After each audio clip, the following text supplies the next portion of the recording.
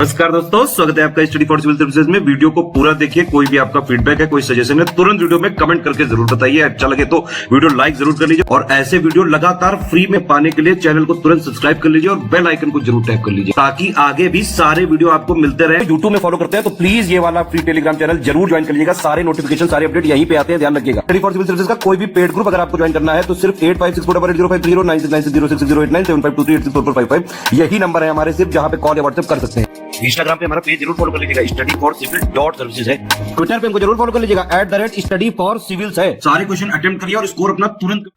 दोस्तों नमस्कार, study for civil services में आपका स्वागत है। आरओ पेड क्विज हम लगातार देख रहे हैं, कंटिन्यू करेंगे। फर्स्ट क्वेश्चन के साथ देखिए, कहा जा रहा है आपसे कि कौन सा कथन सही है। कुषाण शासकों के बारे में बात हो रही है। तो जैसे आपने कटफिसस और कनिष्क वगैरह के नाम सुने होंगे जो इसके शासक थे, तो अगर इनके स्टार्टिंग की बात करें तो इनको यूची या तोखरी भी कहा जाता है। ठीक है, तो जहाँ पे ये टर्म मिले तो समझ जाइए कि कुषाणों से संबंधित है। और भारतीय साहित्य में कुषाणों को ही ऋषिक टाइटल जो है इसको भी यूज किया गया है। तो दोनों ठीक है। ठीक है, इसमें सी विकल्प को चुनेंगे। दो कथन फिर से हैं, कौन सा सही है। देखिए, कुषाणों ने सबसे पहले बैक्ट्रिया पर कब्जा किया जहां से उन्होंने शकों को विस्थापित किया। तो जो शक शासक थे इनको विस्थापित करने के बाद इन्होंने अपना कब्जा लिया था बैक्ट्रिया, यानी कि जो आप देखेंगे बैक्ट्रिया इसको कहते थे, आपका जो उत्तरी अफगानिस्तान का रीजन है, ठीक है, उसको। ठीक है, तो सबसे पहले इन्होंने यहाँ पर जो है शकों को विस्थापित किया। और इनका जो विस्तार था आप देखेंगे, अब जैसे अफगानिस्तान हमने देखा, फिर इधर आप देखेंगे गंगा नदी के मोस्टली वाराणसी तक का जो रीजन है यहाँ तक इनका जो है क्षेत्र रहता था। तो इस विस्तार के आधार पर उन्हें सेंट्रल एशियन एम्पायर तथा प्रथम अंतर्राष्ट्रीय साम्राज्य की संज्ञा भी दी जाती है। ठीक है, तो इनकी जो विस्तारवादी नीति थी है ना, शासन के जो क्षेत्र के संबंध में, इस वजह से इस नाम से भी जानते थे। दोनों इसमें भी ठीक है। इसमें है कि किस कुषाण शासकों में से जो सर्वप्रथम था उसने भारत में स्वर्ण मुद्रा का प्रचलन किया। ठीक है, सोने का सिक्का जो चलाया गया, तो ये था विम कटफिसस। ठीक है, अब चोल साम्राज्य के संबंध में कर देखेंगे तो इसका वास्तविक संस्थापक जो है वो किसे माना जाता है। तो संस्थापक के रूप में जाना जाता है विजयालय को और वास्तविक संस्थापक के रूप में राजराज प्रथम को। ठीक, तो यहाँ पे बी विकल्प को चुनेंगे क्योंकि वास्तविक वाले जो पूछा था। इसमें देखिए कौन सा सही नहीं है। तो चोल साम्राज्य का अंतिम शासक, अभी हमने वास्तविक और प्रथम शासकों के बारे में देखा, अंतिम शासक जो था वो राजेंद्र तृतीय था। तो ये कथन हमारा ठीक है। दूसरा है कि पल्लव शासक जो थे वो चोल शासकों के सामंत थे। ठीक है, तो ये हमारा गलत हो जाएगा क्योंकि आप देखते हैं साउथ इंडिया में जो ये डायनेस्टीज रूल कर रही थी तो वहां पे जो ये चोल जो थे है ना, वो पल्लवों के सामंत थे। ठीक है, तो इसमें दूसरा हमारा जो है वो गलत हो जाएगा।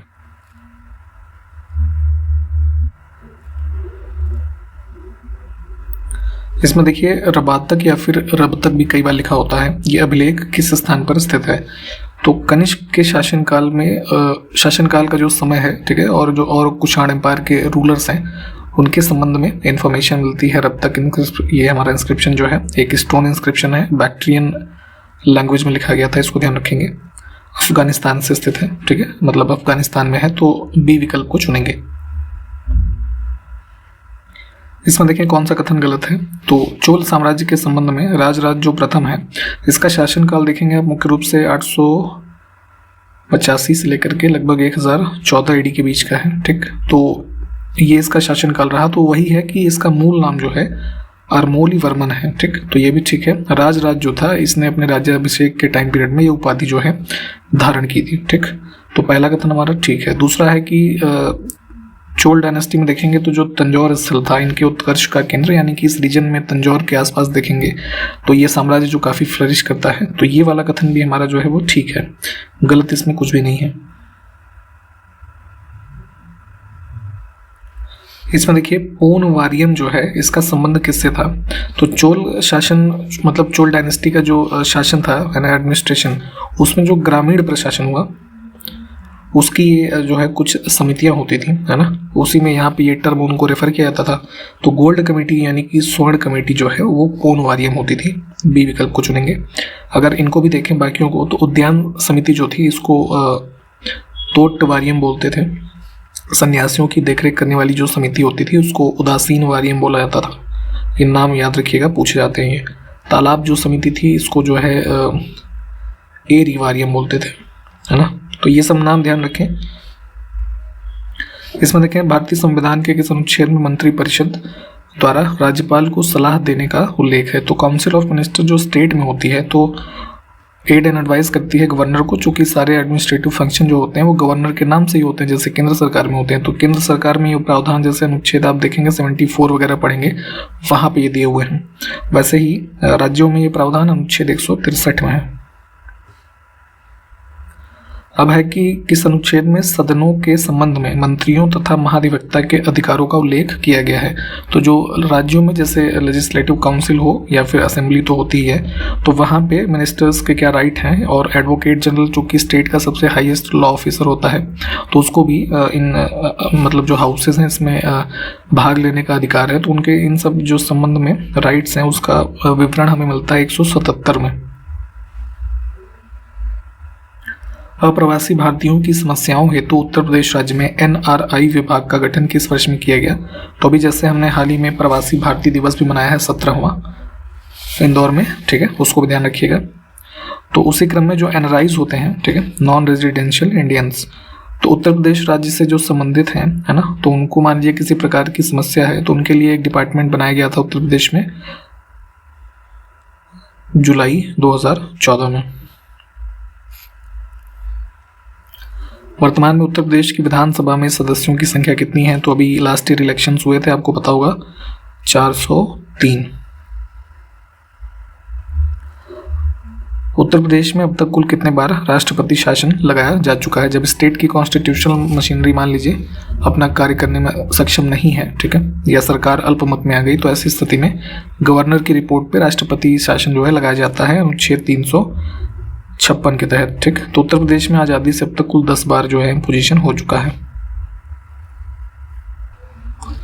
अब है कि कौन सा कथन सही नहीं है, ठीक है। तो वर्तमान में उत्तर प्रदेश विधान परिषद में जो सदस्य की संख्या है, ठीक है, वो कुल 100 है, ठीक है। तो जो हमारा सेकंड हाउस है भारत के कुल 6 राज्यों में ही है, सब में नहीं है। तो उत्तर प्रदेश में जो है इनमें कुल जो MLCs चुने जाते हैं, मेंबर ऑफ लेजिस्लेटिव काउंसिल, इनकी संख्या है 100, ये वाला ठीक है। उत्तर प्रदेश में सर्वप्रथम विधान परिषद का गठन 1947 में किया गया था, तो ये गलत है। विधान परिषद का जो सर्वप्रथम गठन किया गया था 1937 में, ठीक है। तो ये क्योंकि अनवरत सदन होता है, कभी ये डिसॉल्व नहीं होता, तो तब से अब तक जो है लगातार ये कंटिन्यूएशन में है।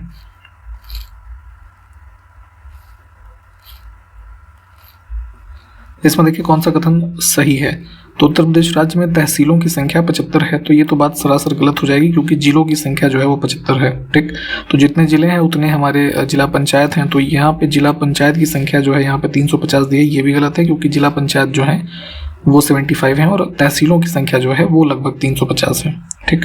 तो दोनों स्टेटमेंट हमारे गलत हैं, सही इसमें कुछ भी नहीं है। इसमें देखिए कौन सा कथन सही नहीं है। तो उत्तर प्रदेश में सर्वाधिक विधानसभा सीटों वाला जिला प्रयागराज है। तो ये प्रयागराज जिले में जो विधानसभा सीटें हैं, मतलब जितने भी कुल विधायक चुने जाते हैं प्रयागराज से, वो कुल उनकी संख्या 12 है, ठीक है।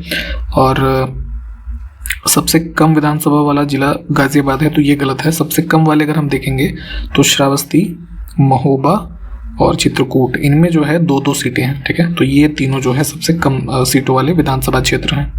तो सिर्फ पहला सही है, दूसरा गलत हो जाएगा।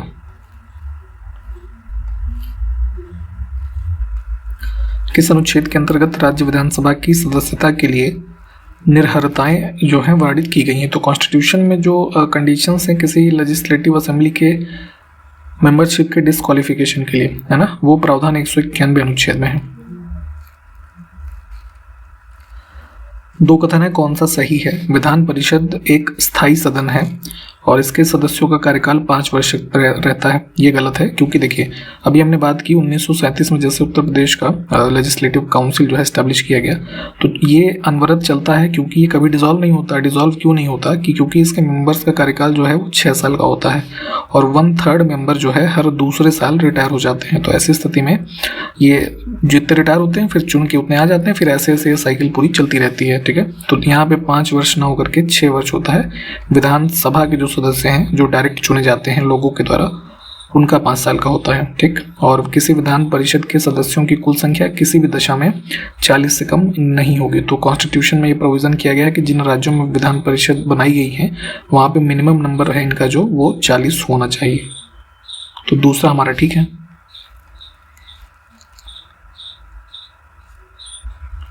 इसको देखिए कौन सा कथन गलत नहीं है। तो किसी राज्य में धन विधेयक केवल विधानसभा में प्रस्तुत किया जा सकता है, तो बिल्कुल ठीक बात है। जैसे केंद्र सरकार में कोई भी मनी बिल यानी धन विधेयक होगा वो सिर्फ लोकसभा में प्रस्तुत किया जाता है। ठीक है, वैसे ही राज्यों में भी ये प्रावधान लागू है। दूसरा है अनुच्छेद 168 के अनुसार राज्य की विधायिका में राज्यपाल, विधानसभा तथा विधान परिषद जिन राज्यों में ये है या फिर जहाँ पे इसका अस्तित्व है शामिल होती हैं। तो ये बात भी ठीक है। स्टेट लेजिस्लेचर जो बनता है 3 चीज़ों से बनता है। गवर्नर स्टेट का, वहाँ की जो लेजिस्लेटिव असेंबली है और लेजिस्लेटिव काउंसिल। ये प्रावधान कहाँ पे है स्टेट के रेफरेंस में 168 में। ठीक, और ऐसे ही केंद्र सरकार के संबंध में है आर्टिकल 79 में, जहाँ पे 3 कंपोनेंट है, प्रेसिडेंट, लोकसभा और राज्यसभा। ठीक, तो दोनों आर्टिकल्स के चाहे तो डिटेल एक बार देख लीजिएगा। तो इसमें पूछा गया था कि कौन सा गलत नहीं है, तो दोनों हमारे कथन जो है वो ठीक है। तो उपर्युक्त दोनों वाला विकल्प जो है इसको चुनेंगे। अब है कि संविधान के किस अनुच्छेद के अनुसार विधान परिषद की स्थापना और उन्मूलन का अधिकार संसद को है। तो जैसे भी हमने बात की कि जैसे उत्तर प्रदेश में विधान परिषद है, तो अगर उसको समाप्त करना है या मान लीजिए आपके पड़ोसी राज्य उत्तराखंड में विधान परिषद नहीं है तो उसमें स्टैब्लिश करना है, तो इसके संबंध में जो पावर है पार्लियामेंट के पास वो है अनुच्छेद 169 में। इसके मतलब अंतर्गत वहाँ पे इसकी स्थापना की जा सकती है या इसका उन्मूलन किया जा सकता है। कौन सा ऐसा संघ शासित प्रदेश है जहाँ पे विधानसभा भी है। ठीक है, तो जो यूनियन टेरिटरीज होती हैं वो चूंकि प्रेसिडेंट के अंतर्गत जो है गवर्न की जाती हैं, परंतु कुछ जो बड़े यूनियन टेरिटरीज हैं वहाँ पे विधानसभा भी है, लोगों के द्वारा चुन करके विधायक भी आते हैं और वहाँ पे प्रॉपर लेजिस्लेटिव असेंबली जो है वो फंक्शनिंग करती है। तो ऐसे हमारे दिल्ली है, पुदुचेरी है, और 2019 में जब जम्मू कश्मीर का राज्य का दर्जा खत्म किया गया तो वहाँ पे जो जम्मू कश्मीर की यूनियन टेरिटरी बनाई गई है ना, उसमें भी प्रावधान है कि जब यहाँ पे इलेक्शंस होंगे तो ये भी जो है स्टेट लेजिस्लेचर के साथ हमारी यूनियन टेरिटरी बन जाएगी। तो अब यहाँ विकल्पों में हमको सिर्फ दिल्ली मिल रहा है तो दिल्ली को चुनेंगे। अब है कि संविधान के किस अनुच्छेद के अंतर्गत राज्यपाल को सूचना प्रदान करने से संबंधित मुख्यमंत्री के दायित्वों का उल्लेख किया गया है। तो जो भी एडमिनिस्ट्रेटिव संबंधित सूचनाएं हैं जो राज्यपाल को दी जानी है चीफ मिनिस्टर के द्वारा, इनके संबंध में हमें प्रावधान जो बताया गया है वो आर्टिकल 167 में। राजीव गांधी ग्रामीण विद्युतीकरण योजना किस वर्ष में शुरू की गई। तो चूंकि पुरानी स्कीम्स पूछी जाती हैं तो इनकी लिस्ट जरूर देखिएगा आप लोग भी एक बार। अप्रैल 2005 में इसको शुरू किया गया था। प्रधानमंत्री ग्राम सड़क योजना दिसंबर 2000 में शुरू की गई थी। ठीक है, तो ये कथन हमारा ठीक है। दूसरा है सामाजिक न्याय और अधिकारिता मंत्रालय के द्वारा इसको चलाया जा रहा है, तो ये गलत है। हमारा जो ग्रामीण विकास मंत्रालय है वो इसका जो है नोडल एजेंसी है, तो सिर्फ पहला सही है हमारा। राष्ट्रीय सामाजिक सहायता योजना है ना, नेशनल सोशल असिस्टेंस प्रोग्राम जो चलाया गया था उसके संबंध में सही कथन बताना है। तो 15 अगस्त 1955 को इसको शुरू किया गया। तो ये गलत हो जाएगा क्योंकि इसको शुरू किया गया था 1995 में। ठीक है, और यह योजना ग्रामीण विकास मंत्रालय के द्वारा शुरू की गई थी। तो ये वाला हमारा जो है सिर्फ दूसरा करेक्ट होगा। ठीक, इसमें देखिए किशोर वैज्ञानिक प्रोत्साहन योजना के संबंध में कौन सा कथन सही है। तो ये जो है department of science and technology जो है ना, केंद्र सरकार का, इन्होंने स्टार्ट किया था और उद्देश्य ये था कि जो प्रतिभाशाली छात्र हैं उनको साइंस एंड टेक्नोलॉजी के क्षेत्र में जो रिसर्च करते हैं है ना, तो उन अनुसंधान में करियर बनाने के लिए प्रोत्साहित करना। तो दोनों हमारे जो इसमें स्टेटमेंट है ये बिल्कुल हमारे ठीक है। और लॉन्च किया गया था इसको जो है वर्ष 1999 के अराउंड। ठीक है, इसको ध्यान रखिएगा कि भाई सब पूछी जाती हैं तो प्लीज़ इसको ध्यान से देखिएगा। पिछले लास्ट एग्ज़ाम जो हुआ है वहाँ पे ऐसी चीज़ें इतनी ज़्यादा पूछ ली गई कि किसी को पता ही नहीं थी। तो इसलिए पुरानी स्कीम्स की लिस्ट एक बार कम से कम उनका वर्ष जो है तो आपको एक टाइमलाइन वहाँ पे याद आ सकता है। इस वजह से ये चीज़ें ज़रूरी हैं।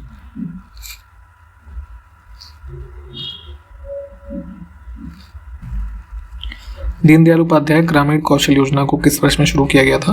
तो ये लॉन्च किया गया था सितंबर 2014 में। ठीक, वही रूरल एरियाज में जो स्किल्स वगैरह प्रोवाइड करने के संबंध में।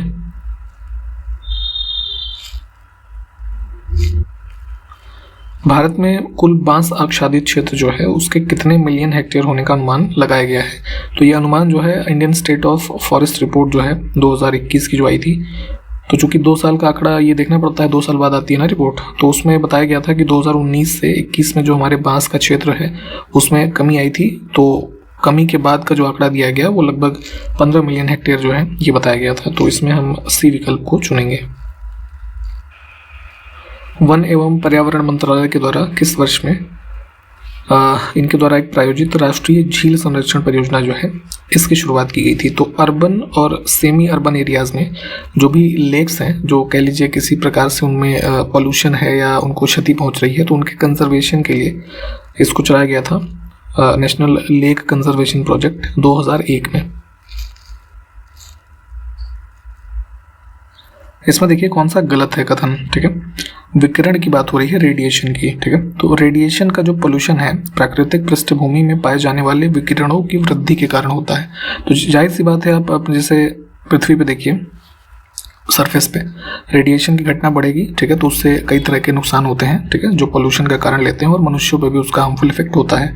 जैसे कि एग्जांपल के तौर पे जो ये नाभिकीय जो ताप संयंत्र वगैरह होते हैं, ठीक है, या न्यूक्लियर एक्सप्लोजन हो गया, इसकी वजह से जो रेडिएशन फैल रहा है, ठीक है। तो उसी के क्रम में है कि नाभिकीय प्रदूषण का सबसे भयानक उदाहरण 1986 में एक घटना हुई थी चेरनोबिल, है ना, रूस में। तो ये भी इसका एग्जाम्पल है, तो इसके बारे में भी थोड़ा देखिएगा। दोनों कथन इसमें जो है वो ठीक है, गलत इसमें कुछ भी नहीं है।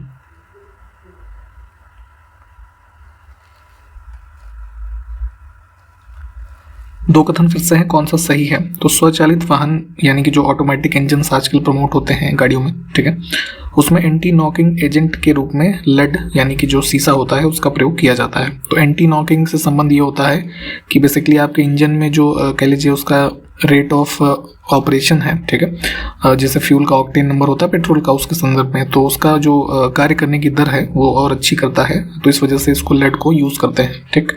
और लेड का अगर आपकी बॉडी में सेंट्रल नर्वस सिस्टम यानी कि तंत्रिका तंत्र, मस्तिष्क, पाचन तंत्र, इसमें किसी भी प्रकार से संपर्क होता है तो ये आपके लिए हानिकारक है और इसकी वजह से आपके ये अंग जो है प्रभावित होते हैं। तो लेड से जो होने वाली पोल्यूशन है उसके बारे में ये दोनों कथन दिए हुए थे। दोनों कथन हमारे जो है वो ठीक हैं।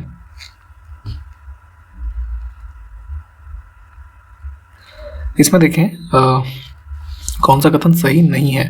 तो पेयजल में पारे की अधिकता से इटाई रोग हो जाता है। तो देखिए यहाँ पे गलत ये हो जाएगा पहला ही, क्योंकि इटाई जो रोग होता है वो कैडमियम की अधिकता से होता है, ठीक है। पारे की अधिकता से जो होता है वो मिनी माता रोग होता है, ठीक। और कैडमियम की अधिकता से जो आपका इटाई हो रहा है उसमें हड्डियों और जोड़ों में तीव्र दर्द होने लगता है, इस बीमारी के लक्षण होते हैं ये। तो सही नहीं है कौन सा, पहला।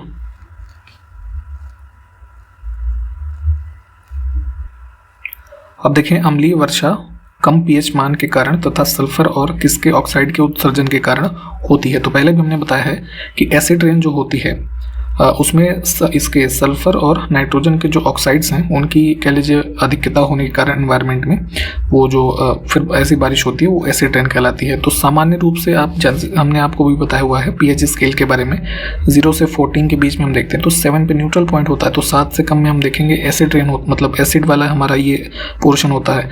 तो जो सामान्य वर्षा होती है उसका पीएच मान लगभग 5.6 होता है, ठीक है, इस आंकड़े को भी याद रखिएगा।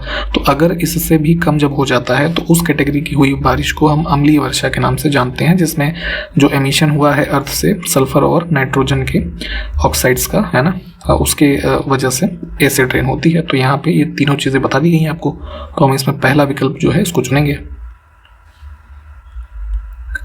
इसमें देखें अब एसिड रेन के प्रभाव क्या क्या हैं, ठीक है। तो एसिड रेन होगी तो जो भी हमारा जलीय पारिस्थितिकी तंत्र है, एक्वाटिक इकोसिस्टम, उसमें जो पौधे पाए जाते हैं, है ना, और जो एनिमल्स हैं जैसे मछली या और अन्य भी जीव, उनके जीवन को प्रभावित करता है। तो बिल्कुल सही बात है कि एसिडिटी जो है वो बढ़ेगी तो उनके जो नेचुरल इकोसिस्टम है उस पर प्रभाव पड़ेगा, उनको नुकसान होगा। दूसरा है यह पानी के पाइपों को संक्षारित करता है जिसके परिणाम स्वरूप भारी धातुएं जैसे कि लोहा, तांबा और सीसा पीने के पानी में मिल जाती हैं। तो जाहिर सी बात है, जैसे लोहे वगैरह की पाइप मान लीजिए आपके यहाँ पानी की सप्लाई में लगी है, तो उसमें कोरोड करेगी उसको ऐसे ट्रेन, क्योंकि उसमें सल्फर और नाइट्रोजन के ऑक्साइड्स हैं, है ना, उनका नेचर ऐसा होता है। तो वो वस्तुएं अगर आपके पानी में मिलेंगी तो आपको आपके कंजम्पशन में जाएंगी तो आपको भी नुकसान पहुंचाएंगी ऐसी वस्तुएं। तो दोनों कथन हमारे जो ठीक हैं। ठीक, तो आज की वीडियो में यहीं तक सारे क्वेश्चन जितने यहाँ पे हमने देखे हैं इसको देख लीजिए। कंटिन्यू करेंगे इसके आगे से अगले वीडियो में। तब तक के लिए नमस्कार, जय हिंद।